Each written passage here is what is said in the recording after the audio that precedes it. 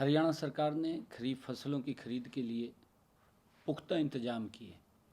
27 सितंबर से धान की खरीद एमएसपी पर शुरू की गई।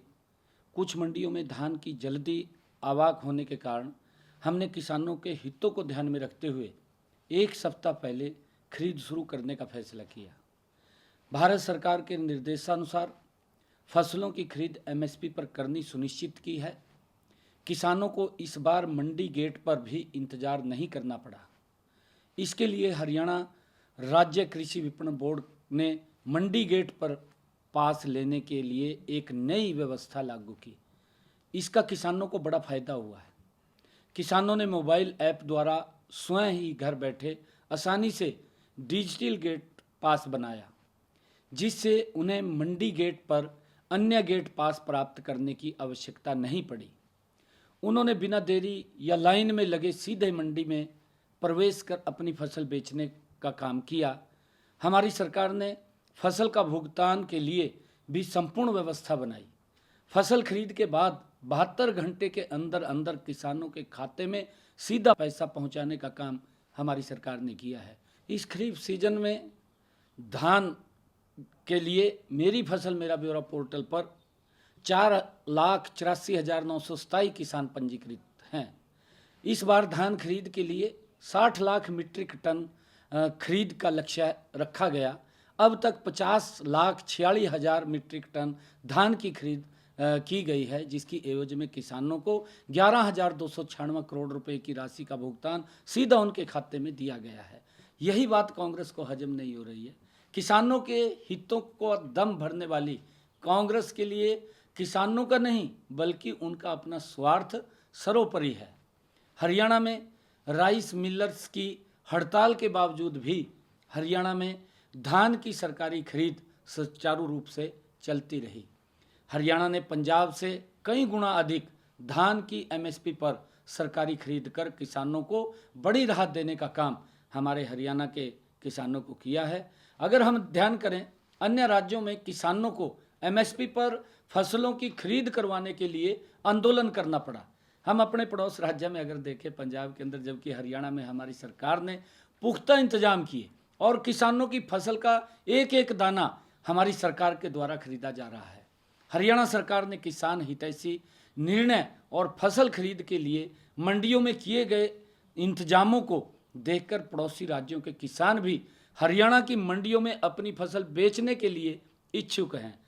हमारी सरकार ने आड़तियों के हितों के लिए भी काम किया है।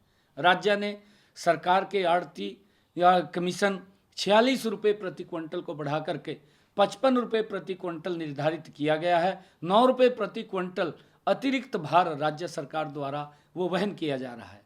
हमारी सरकार ने सभी राइस मिलर्स की भी समस्याओं का हर संभव समाधान करने का काम किया है। प्रदेश में सीएमआर डिलीवरी के लिए भी सभी राइस मिलर्स को 31 अगस्त तक 62 करोड़ 58 लाख रुपए बोनस दिया गया है। इसके अलावा हाइब्रिड किस्म के धान के आउट टर्न रेशो का मामला भी भारत सरकार के समक्ष हमने रखा है, क्योंकि पिछले दिनों जब हमारे बीच में सभी राइस मिलर्स के अधिकारी आए, उनकी विषय को हमने सुन करके केंद्र सरकार के समक्ष रखने का काम हमारी सरकार ने किया है।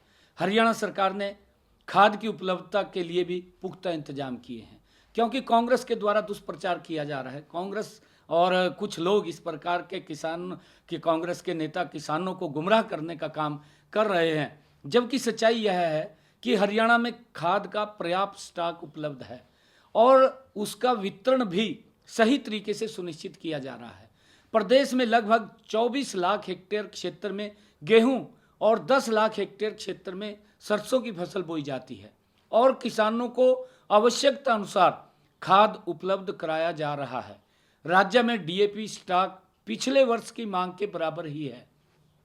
मैं आपको बताना चाहूँगा कि पिछले वर्ष 1 अक्टूबर से 9 नवंबर तक डीएपी की खपत 1,46,152 मीट्रिक टन थी।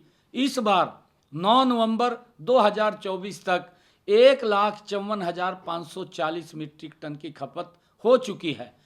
भारत सरकार ने हरियाणा को नवंबर माह के लिए 1,10,200 मीट्रिक टन डीएपी आवंटित किया है। आज के दिन डीएपी का स्टॉक 23,118 मीट्रिक टन विभिन्न जिलों में उपलब्ध है। अगले 2 से 3 दिनों के भीतर राज्य को विभिन्न जिलों में 9,172 मीट्रिक टन डीएपी और आ जाएगा। इसके अलावा राज्य में एसएसपी का 71,281 मीट्रिक टन और एनपीके का 24,343 मीट्रिक टन का स्टॉक भी उपलब्ध है।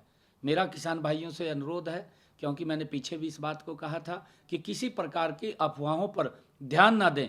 मैं किसान भाइयों को आश्वस्त करता हूं कि हमारी सरकार डीएपी की निरंतर आपूर्ति सुनिश्चित करने के लिए प्रतिबद्ध है, ताकि रबी की फसल की बुआई में किसानों को किसी भी प्रकार की दिक्कत का सामना न करना पड़ा।